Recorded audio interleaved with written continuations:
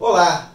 Bom, meu nome é José Ricardo Cunha, eu sou professor da Faculdade de Direito da Universidade do Rio de Janeiro, a UERJ, e vou conversar um pouco com você nesse momento sobre direitos humanos.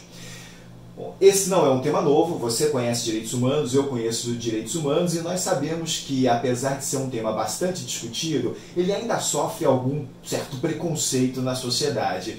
Muitas pessoas dizem que direitos humanos seria só coisa para bandidos, ou então que os direitos humanos devem ser só para os humanos direitos. Enfim, são alguns rótulos e preconceitos que esse tema sofre. Eu queria agora conversar um pouco com você, tentando me situar longe desse lugar comum, longe desses rótulos. Vou falar sobre direitos humanos não a partir de um viés particular, de um tema específico que poderia ser aprofundado, mas de uma ideia geral desses direitos humanos, sobretudo conectando a questão dos direitos humanos com o ponto de vista da proteção.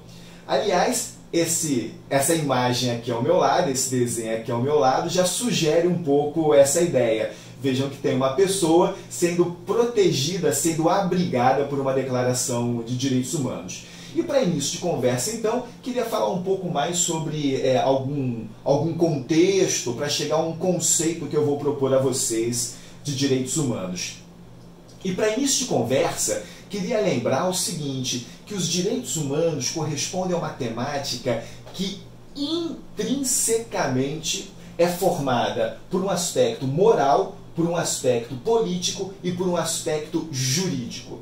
Portanto, pessoal, é impossível falar de direitos humanos sem trabalhar ao mesmo tempo no campo da moral, no campo da política e no campo jurídico ou do direito. O que para nós no direito pode ser uma coisa, dependendo da formação jurídica que você tenha, pode ser uma coisa um pouco incomum, porque nós estamos acostumados com o discurso que afirma a separação do direito de outras áreas do conhecimento, como a política e a moral, que é um discurso que tem a sua legitimidade, dependendo da tradição onde você se insira, tem uma pertinência. Mas quando se fala em direitos humanos, é impossível eu dissociar uma dimensão de outra. Ou seja, a dimensão jurídica da moral e da política. As três dimensões necessariamente vão caminhar juntas. Dito isso, vocês devem ter uma ideia de toda a trajetória que foi consolidando historicamente os direitos humanos, né? Sobretudo ali no século XVII, século XVIII, uma série de declarações que afirmam o que a gente poderia chamar da natureza civil e política dos direitos humanos.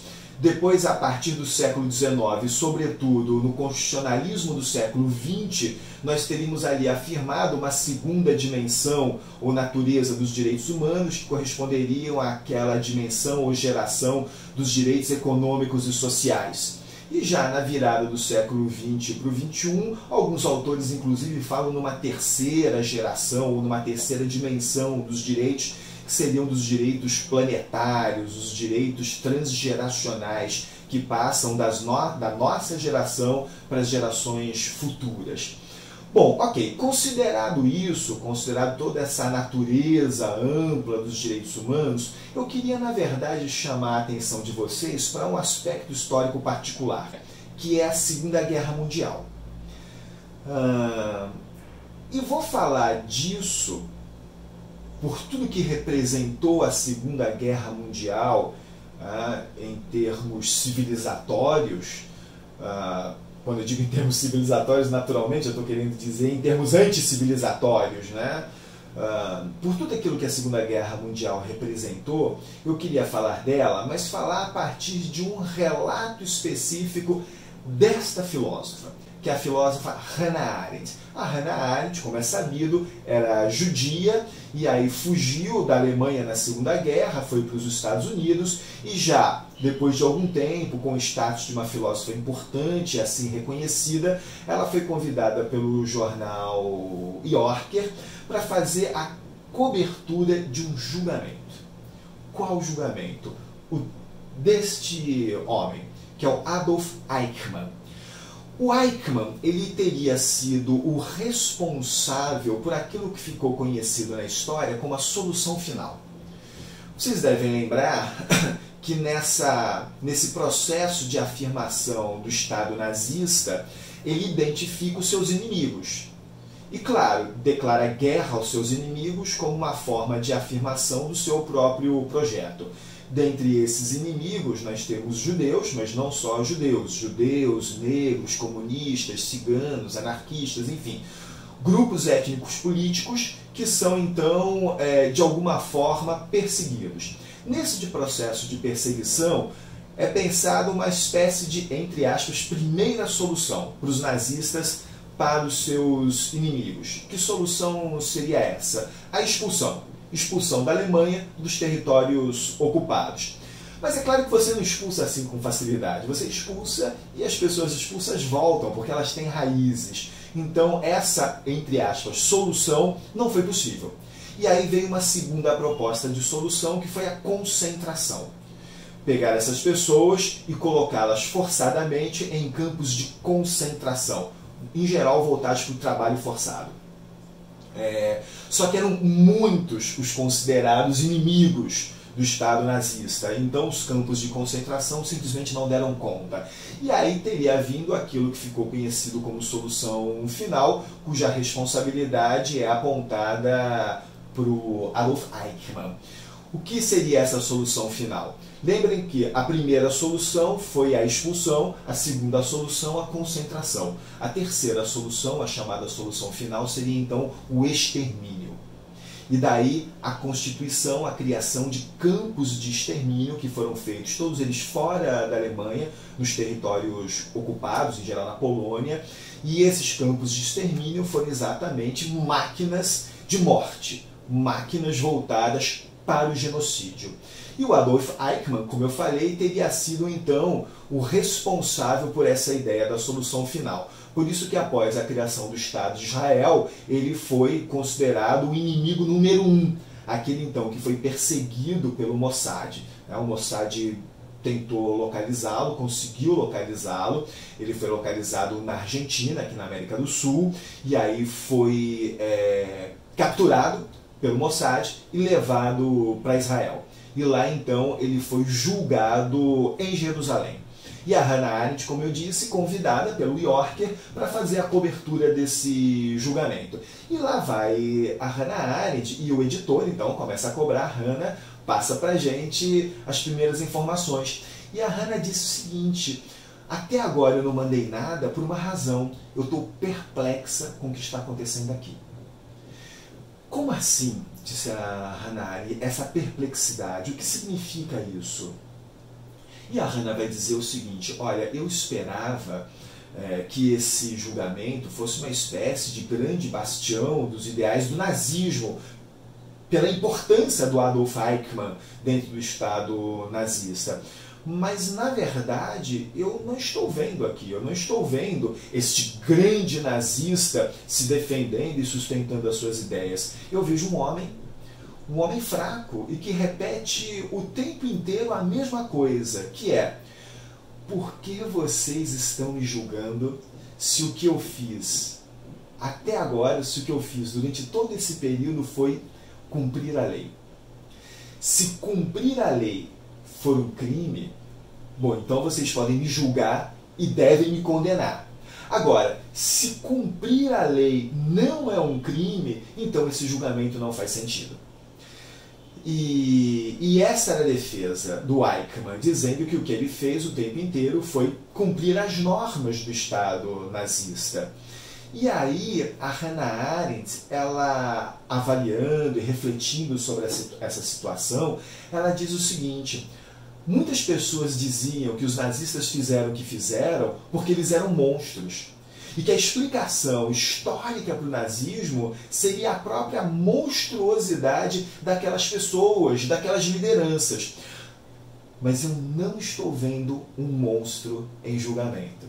Estou vendo, como ela já havia dito, um homem fraco que repete sempre a mesma coisa. essa conclusão da Hannah Arendt, pessoal, ela é decisiva, porque ela vai de encontro a uma perspectiva que era, de certa forma, aquela que vigorava no pensamento e mesmo no âmbito do pensamento intelectual, de que os nazistas eram monstros e a única coisa que poderia explicar o advento do nazismo era a monstruosidade. Pois bem, o que a Hannah Arendt vai dizer que não, que eles eram pessoas comuns, pessoas como você, pessoas como eu. Em outras palavras, qualquer um de nós, de alguma forma, em certa circunstância, poderia também cometer essas atrocidades. Essa conclusão da Hannah Arendt é uma conclusão muito mais decisiva pela sua própria gravidade. Em outras palavras, pessoal, este fenômeno histórico terrível que foi o nazismo, expresso nos horrores da Segunda Guerra Mundial, e que foi ontem, de um ponto de vista histórico, isso foi ontem, faz muito pouco tempo. Isso se deu não como uma espécie de uma excepcionalidade histórica por um certo momento onde a história teria sido dominada por monstros. Não. São pessoas como você e pessoas como eu, e faz com que pessoas como nós devam estar muito mais vigilantes o tempo inteiro, muito mais preocupadas, imbuídas de uma moralidade que não permita que isso aconteça novamente, que isso se repita. Bom, mas não é só isso, pessoal. A Hannah Arendt, nessa mesma análise que ela faz no julgamento do Eichmann, ela vai escrever um livro, esse livro, Eichmann em Jerusalém, onde ela diz o seguinte, vejam que coisa curiosa, essa situação onde o Eichmann diz, eu só fiz o que fiz porque estava cumprindo ordens, eu só fiz o que fiz porque obedeci às normas, porque obedeci às leis, ela revela um momento que é de extrema maldade. Diz a Hannah Arendt, um momento onde a maldade ela atinge um nível mais radical, porque ela se expressa, ela se realiza, pessoal, por meio das instituições. O Estado nazista, mas Estado, produz por meio das suas instituições, por meio das suas leis, esse tipo de situação. E vejam que paradoxo. Quando a maldade é perpetrada pelas próprias instituições, quando ela é perpetrada pelo próprio Estado, pelas suas normas, ela atinge o seu nível mais radical, ou seja, vai à raiz, mas ao mesmo tempo ela se apresenta na sua forma mais banal. E ela é então banalizada, a tal ponto que todos nós nos acostumamos com ela e passamos a acreditar que exatamente por ser perpetrada pelas instituições e pelas normas, ela é uma coisa normal. A perpetração pelas normas normatiza a maldade e normaliza a maldade. E como normal, a maldade é banalizada.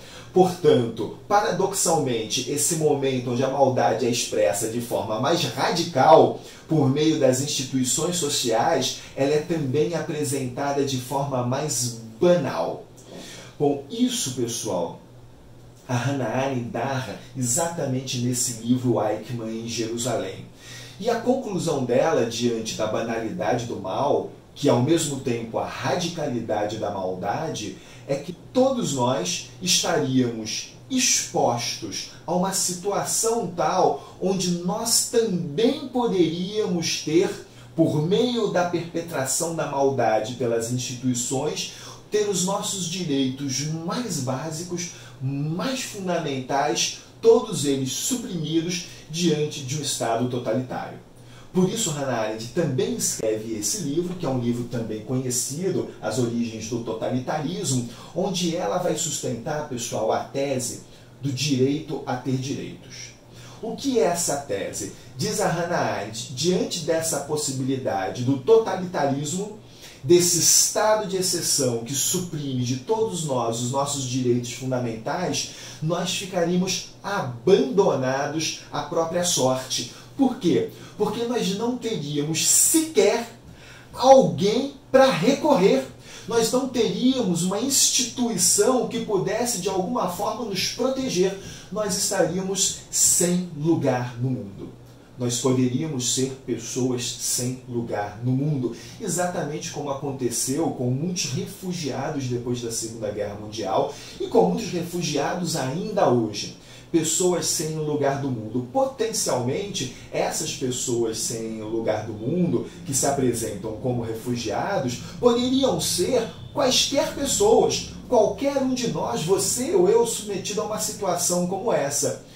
Se nós não temos a quem recorrer em busca dos nossos direitos, pessoal, então significa que nós não temos direitos nenhum.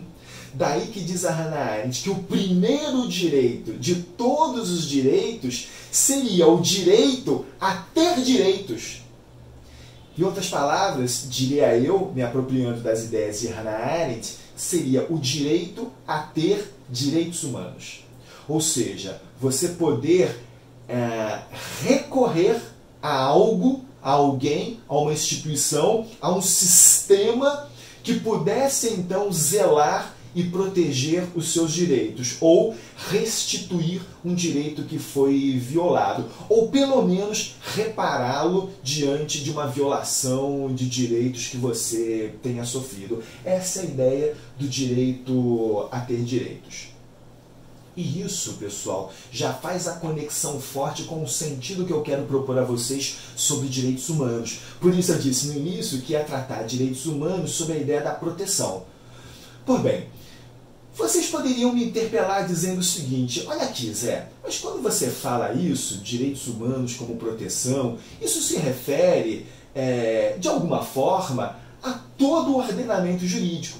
Vocês poderiam me dizer com razão que a ordem jurídica, ela mesma funciona como uma espécie de proteção geral. Claro que eu poderia aqui puxar uma nota de rodapé para dizer que isso depende de que tradição eu estou vinculado, estou filiado para fazer uma análise do Estado. As tradições mais críticas, as tradições de pensamento mais críticos, são céticas à ideia do Estado como uma grande instituição de proteção. Ao contrário, vão dizer que o Estado é ele mesmo uma instituição de opressão e de dominação. Ok, é verdade. Mas quando a gente pensa o direito positivo, a gente vai perceber que dentro desse direito positivo, do conjunto das normas vigentes, existem normas que de alguma forma restringem a nossa liberdade, limitam a nossa liberdade, nos empurram a uma certa categoria, a um certo lugar categorial, onde eu sou de alguma forma retirado, desenraizado da minha própria história e apresentado como uma categoria abstrata, e isso tudo serve ao processo de dominação, é verdade. Mas, por outro lado, quando a gente analisa o direito positivo, a gente percebe que existem algumas normas, pessoal, que protegem a nossa liberdade, que resguardam a nossa liberdade. Não só resguardam a nossa liberdade na relação com outrem, com uma outra pessoa, mas resguardam a nossa liberdade na relação com as próprias instituições. Portanto, eu diria o seguinte: independentemente do papel que nós possamos pensar para o direito e para a teoria jurídica, o direito positivo ele é sempre resultado de um processo de lutas sociais. Claro, e por ser um resultado de um processo de lutas sociais, ele, na sua positividade, traduz algumas conquistas, algumas derrotas de certos grupos ou classes, e, por outro lado, traduz outras conquistas e outras derrotas de certos grupos ou classes. O direito positivo é, em si, o resultado de uma tensão constante que se dá no âmbito da política. Claro, tensão constante que se dá no âmbito da política, que eu quero dizer, o resultado de lutas que recebem influxos também de fora da política. Certamente, em primeiro lugar, da economia, mas também da cultura e de outras áreas. Então, o direito positivo, ele mesmo, pessoal, ele tem esse caráter, essa natureza complexa. Por isso é que mesmo que eu compreenda a razão, e de fato tem razão as teorias críticas quando dizem que o Estado ele é em si um instrumento de força e como tal pode ser usado para a opressão de muitas pessoas, sobretudo de determinadas classes sociais, o direito positivo ele também pode conter mecanismos de proteção geral para os indivíduos.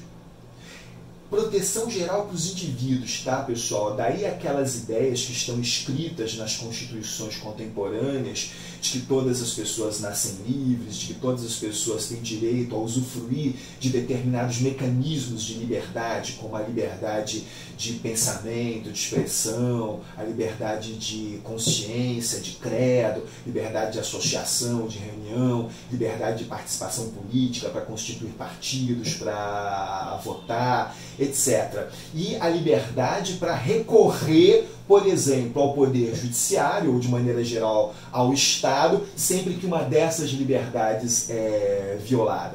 Isso tudo me habilitaria a dizer que o direito positivo funciona como uma ordem jurídica que estabelece a proteção geral. E aí é que vem a questão. Vocês poderiam dizer, Zé, isso não corresponde à própria ideia dos direitos humanos? E o que eu vou sustentar aqui com vocês é que não. Isso corresponde à ideia de direito, pensado de uma forma mais ampla, de uma forma mais geral. Os direitos humanos, então, nesse contexto, nessa perspectiva, pessoal, eles corresponderiam a quê? Eles corresponderiam a uma proteção especial. Se a ordem jurídica faz uma proteção geral, os direitos humanos fazem, então, uma proteção especial. Nesse sentido, pessoal, é que é possível dizer que os direitos humanos funcionam como uma corrente, uma disciplina própria dentro do direito. Da mesma forma que nos cursos de direito, nas graduações em direito, se ensina o direito civil, que é uma disciplina própria, o direito penal, que é uma outra disciplina própria, ou o direito processual, ou o direito de empresas, e por aí vai, pessoal.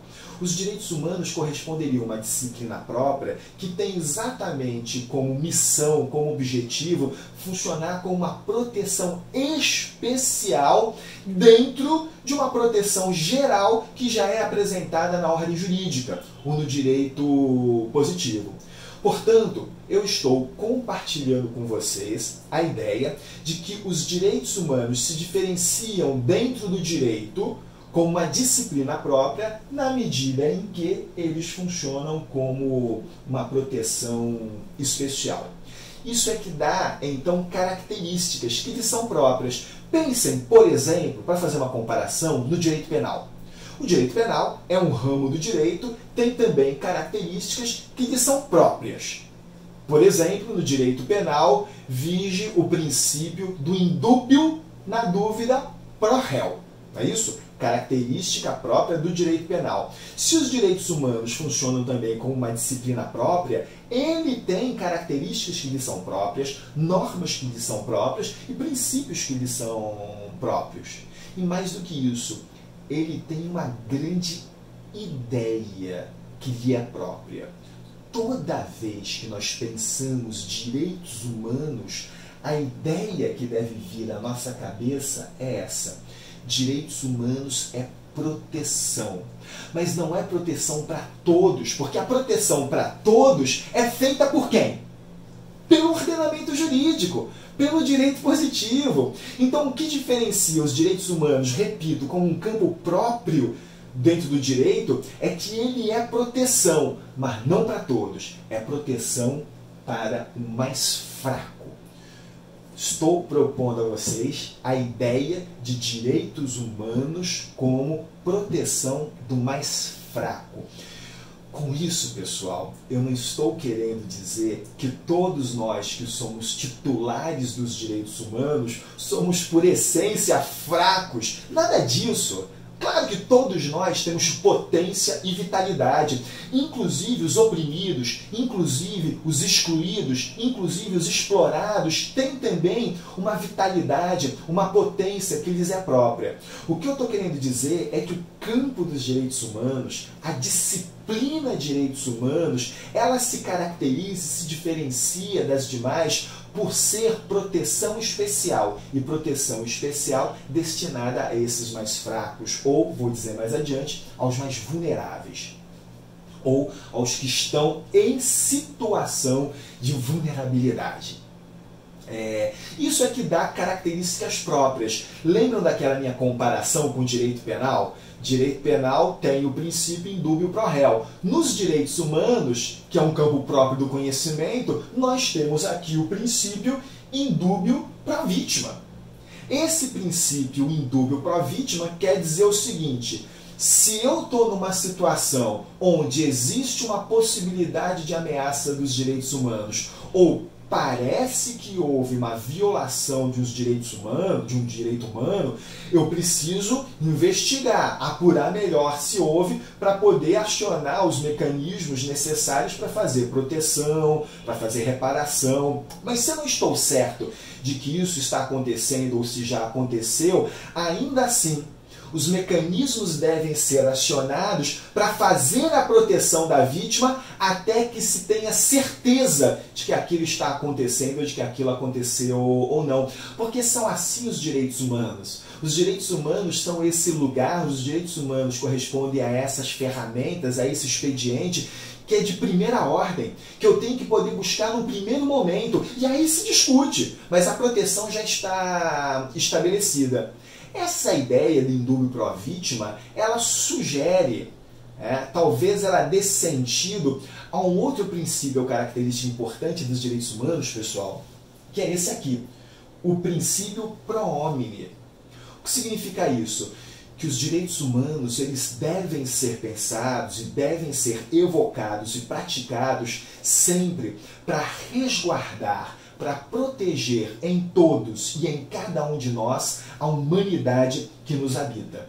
A humanidade não é algo etéreo e prévio, como se fosse uma generalização que nos coloca amorfos. Não, a humanidade, ela decorre da nossa afirmação como ente no mundo. E essa nossa afirmação como ente, como pessoa concreta, ela, para se dar na sua plenitude, ou pelo menos com maior potencial, ela depende que esses nossos direitos mais elementares, que são os direitos humanos, civis e políticos, econômicos e sociais, sejam eles mesmos preservados, pessoal. Por isso, a ideia de pro homine. Os direitos humanos, eles são movidos pelo princípio pro homine, que significa que toda a sua afirmação deve levar em consideração a nossa proteção como pessoa que quer também se afirmar no mundo, que quer se realizar no mundo. Isso tem implicações, por exemplo, no campo do que eu poderia chamar de uma dogmática dos direitos humanos. Digamos que nós estejamos num caso de violação de direitos humanos. Eu posso ter dúvida acerca de aspectos fáticos desse caso. Bom, a natureza pro homine dos direitos humanos já diz que indúbio pro vítima. Então, vamos colocar essa pessoa, essas pessoas, sob o manto de um sistema de proteção dos direitos humanos. Mas não é só isso. E se nesse sistema de proteção dos direitos humanos nós tivermos diferentes normas igualmente aplicáveis? Qual delas eu vou aplicar?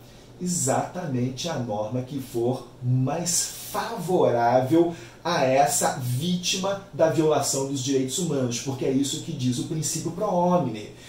Para resguardar a nossa humanidade, a possibilidade de nós nos afirmarmos no mundo como pessoas concretas, então nós devemos ser protegidos sempre pela norma que mais protege. É isso, pessoal, os direitos humanos como proteção desses mais fracos. Agora, quem é o mais fraco? O mais fraco é mais fraco em que situação? Porque eu já disse a vocês que não é uma questão de que nós podemos ser considerados intrinsecamente fracos. Não é isso. Todos nós temos potência, temos vigor. Repito, inclusive os oprimidos, os explorados e os excluídos. A questão é que nós podemos estar numa situação ou numa circunstância que nos faça mais fracos. Portanto, pessoal, direitos humanos é proteção do mais fraco. Mas como eu falei para vocês, não é que nós ou qualquer um seja intrinsecamente fraco. Todos temos potências que precisam ser afirmadas. Como eu disse antes, mesmo os oprimidos, os excluídos, os explorados também têm potência. Potência de autolibertação, potência de transformação. Só que todos nós, cada um de nós, pode ser colocado numa situação específica da vida onde nós então sejamos empurrados para esse lugar do mais fraco. Nós podemos estar submetidos a uma relação onde na correlação de força nós estamos nesse lugar do mais fraco diante de outrem que é o mais forte. Daí a pergunta, quem será esse mais forte da relação? É exatamente isso que eu estou querendo dizer. Estamos numa determinada relação social, um é empurrado para o lugar do mais fraco e outro se vale do lugar do mais forte. Os direitos humanos existem para proteger exatamente o mais fraco. Quem é esse mais forte que interpela de uma forma de dominação esse que é o mais fraco? Por bem, historicamente, esse mais forte sempre foi visto como Estado, pessoal.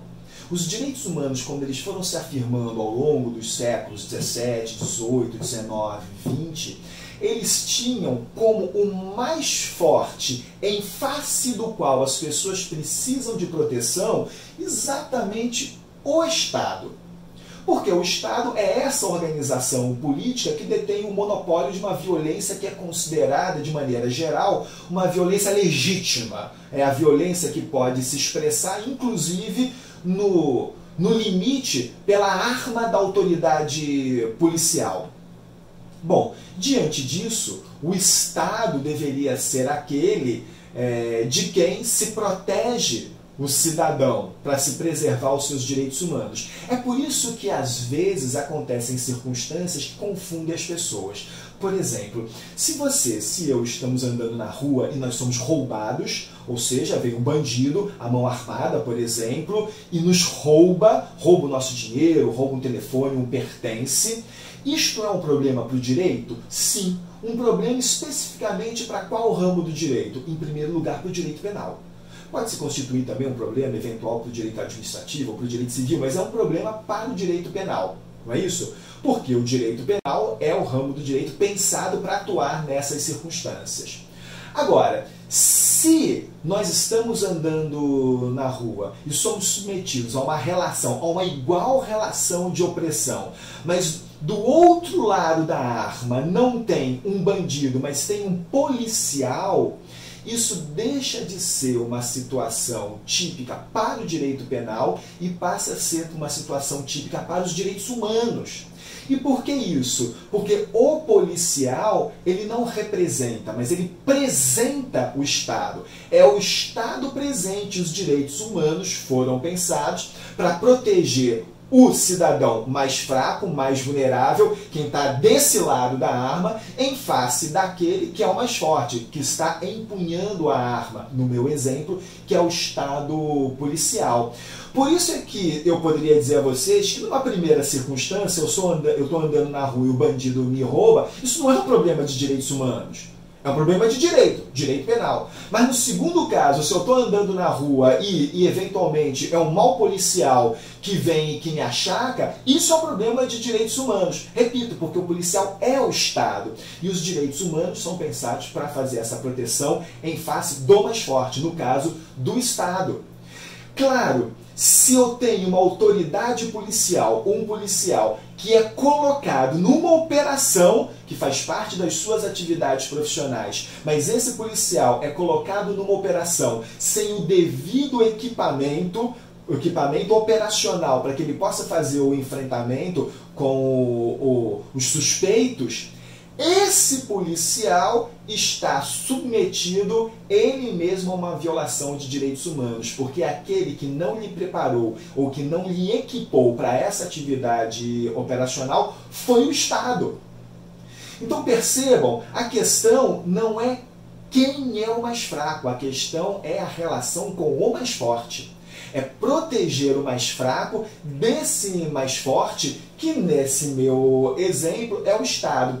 Só que, pessoal, ao longo da história nós percebemos que nem sempre é o Estado que está nesse lugar do mais forte que oprime, que domina, que explora, que exclui o mais fraco. Isso também pode ser um determinado grupo econômico. O capital pode fazer isso também. O capital pode impor essa violação ou essa ameaça de direitos. Grupos econômicos podem fazer isso. Por isso é que é correto dizer que os direitos humanos correspondem a uma proteção especial que se coloca ao mais fraco também na relação em face do capital de grupos econômicos. Mas não é só isso. Existem situações do mundo da vida onde determinados grupos dominantes da cultura se colocam como esse mais forte, em face de outros que estão mais fragilizados nessa relação.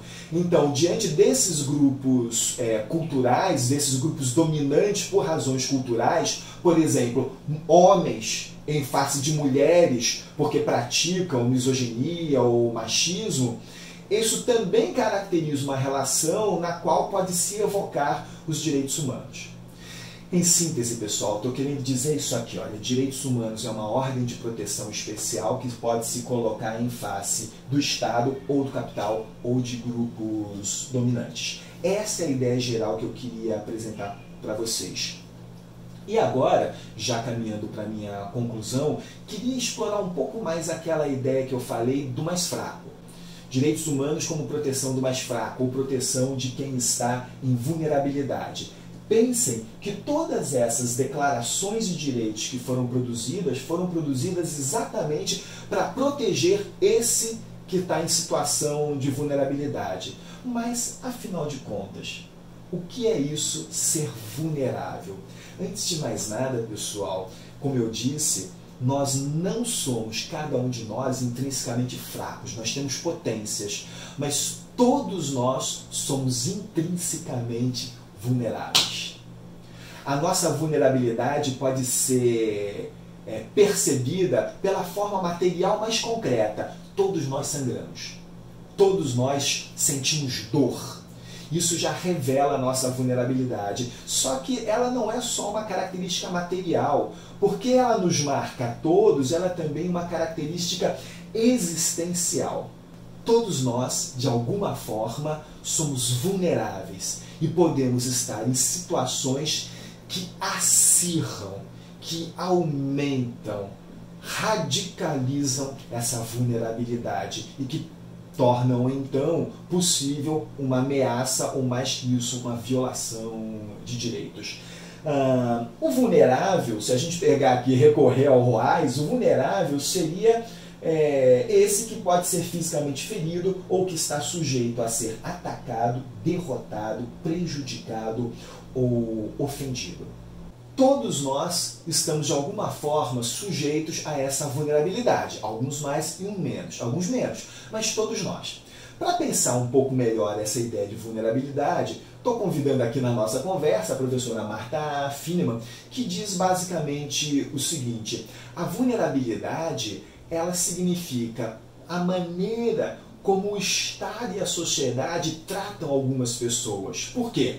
Porque o Estado e a sociedade podem dar mais privilégios a algumas pessoas e já a outras, ao contrário, limitar mais os seus direitos e a possibilidade da sua afirmação social. Com base nessa linha de raciocínio, a professora Marta Fineman diz então que a maneira como o Estado e a sociedade podem tratar as pessoas implica a possibilidade de uma desigualdade de tratamento que, no mais das vezes, vai se afirmar como desigualdade material. Desigualdade em torno dos direitos concretos que as pessoas podem usufruir. Todos somos iguais, só que alguns são mais iguais, ou seja, alguns podem usufruir mais direitos humanos, civis e políticos, econômicos e sociais, e outros usufruem menos direitos. Essa desigualdade material, diz a Marta Fineman, muitas vezes ela é ocultada pela igualdade formal. e isso produz o que ela chama de uma situação de risco. Portanto, olha aqui o meu raciocínio. Recapitulando, direitos humanos é proteção especial diante de uma ordem jurídica que é proteção geral, mas direitos humanos é uma proteção especial que se dá ao mais fraco, leia-se ao mais vulnerável diante do mais forte. Esse mais forte pode ser o Estado, pode ser o capital, podem ser grupos sociais dominantes. E os direitos humanos, eles visam exatamente a proteger as pessoas que estão como os mais vulneráveis nessa relação, com o Estado, com o capital ou com os grupos dominantes. Só que o desafio para a gente pensar os direitos humanos assim é saber que nós vivemos numa situação permanente de risco. Por quê? Porque a igualdade formal pode escamotear essas situações que caracterizam essa desigualdade material, ou seja, o fato de que alguns grupos e algumas pessoas têm mais acesso a direitos humanos do que outros. Diante dessa situação de risco, a própria professora Marta Fineman, ela invoca então a ideia de um Estado responsivo. O Estado responsivo, dentro daquela dialética geral do Estado, né, ele, ao mesmo tempo que oprime, ele também é parte do sistema de garantia dos direitos. Esse Estado responsivo, ele tem que ser capaz de oferecer respostas a essas situações.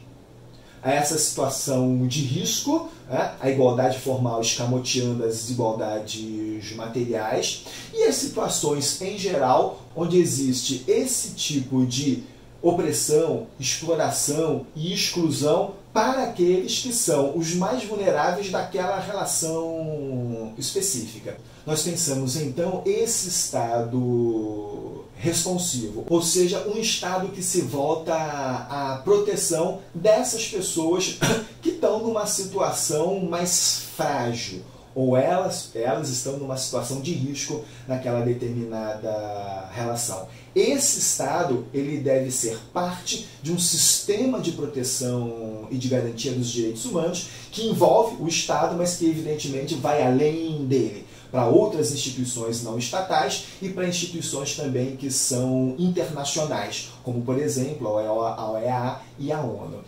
Talvez eu possa simplesmente traduzir essa aspiração dos direitos humanos na forma que diz o chargista, né? Os direitos humanos significam, antes de mais nada, uma promessa de justiça que a população quer e que vai atrás desse Estado responsivo para lhe assegurar, então, esses direitos. Daí a charge.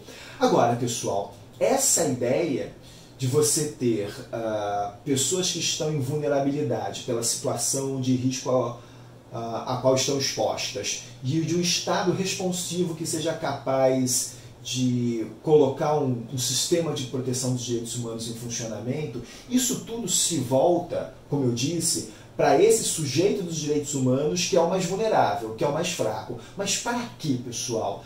Para produzir autonomia.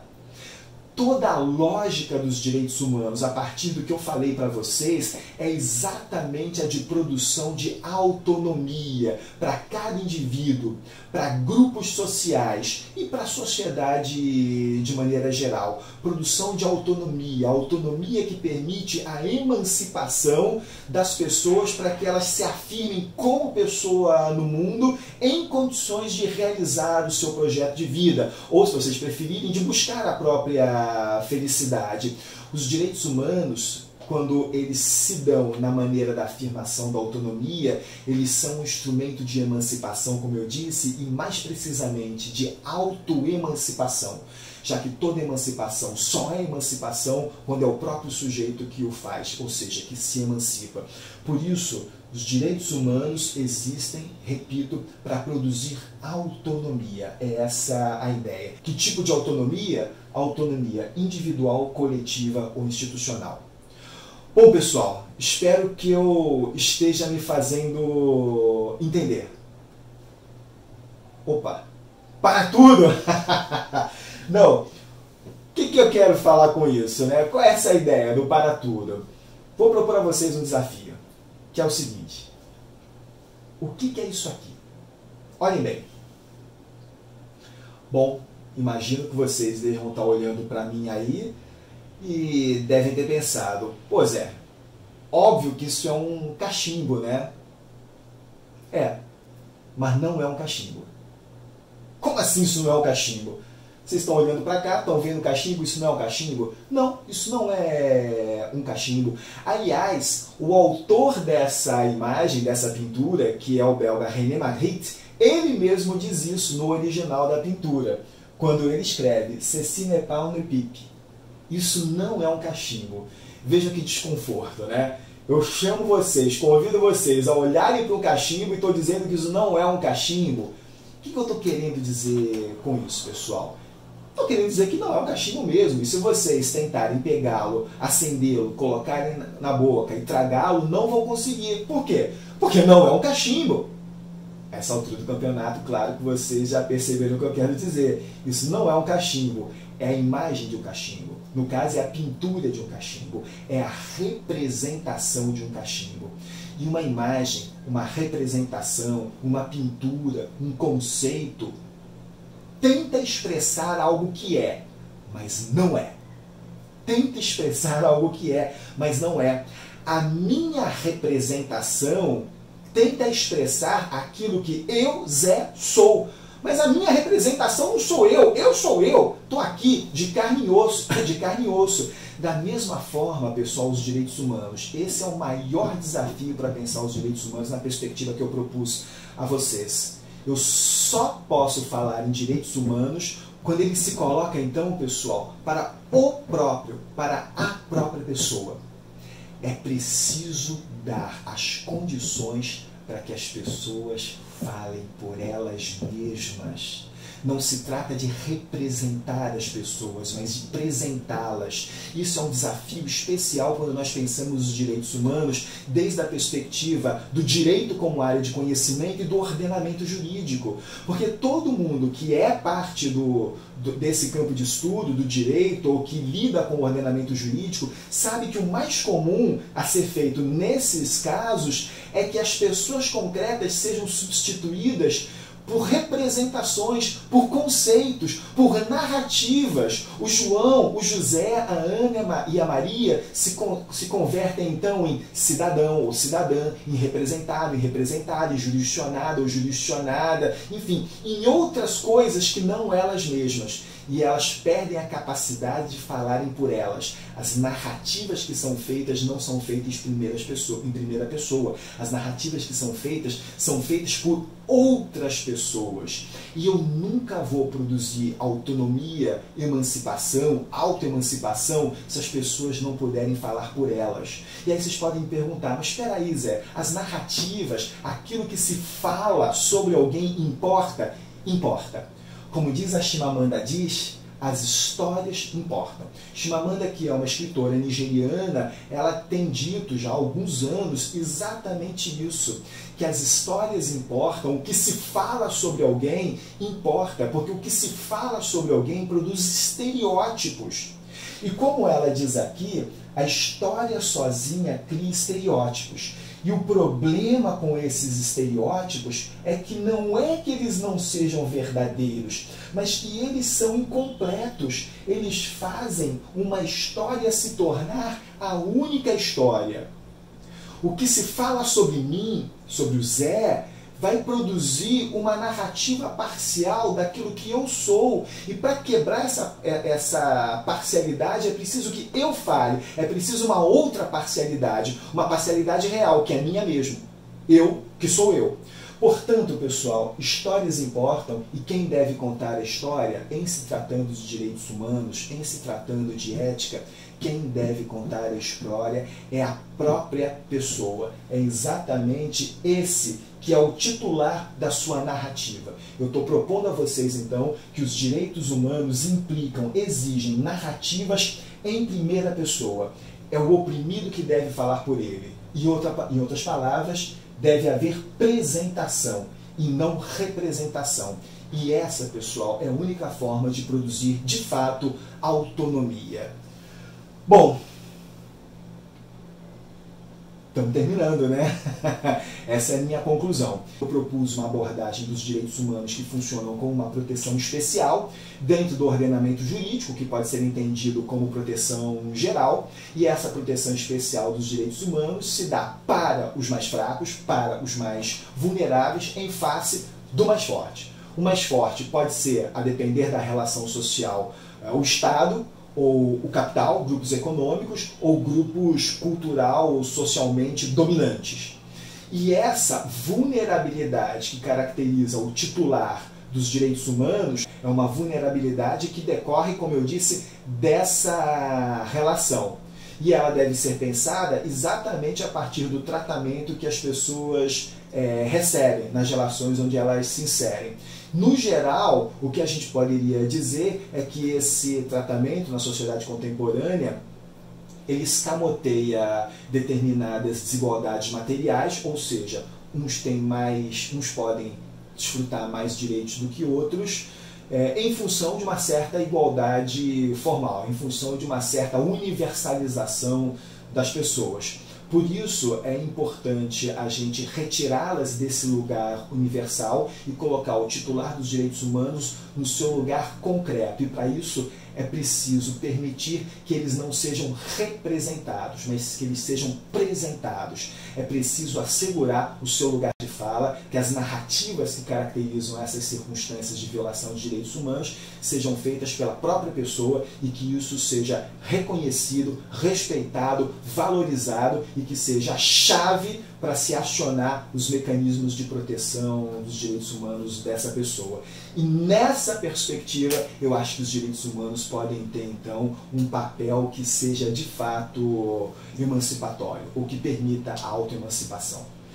Pessoal, muito obrigado pela paciência de vocês, por terem me ouvido nesse período. Quero dizer da minha alegria de poder estar aqui e conversar com vocês essa hipótese. E como eu falei no início, sou professor da Faculdade de Direito da UERJ. Vocês sabem como me encontrar. Um abraço!